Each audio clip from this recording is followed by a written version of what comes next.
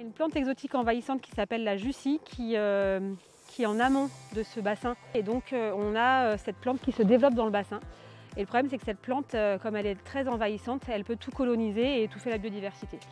Et donc là l'objectif c'est vraiment de savoir la reconnaître. Et dès qu'on la voit, on vient l'arracher, comme ça on sait qu'elle ne va pas proliférer et tout le reste peut se développer. Tout le reste, c'est la végétation d'un plateau landais. On a des ajoncs, on a des bruyères, on a des plantes aquatiques qui sont indigènes, on a du lotier, on a de la fougère, on a vraiment un petit peu de tout.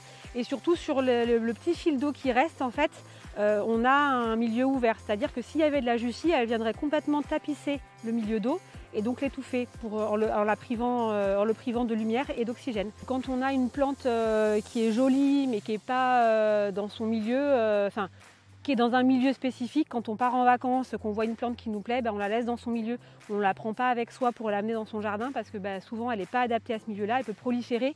Et on pense bien faire en se disant elle prolifère chez moi, je vais la mettre dans mon fossé parce que c'est la nature.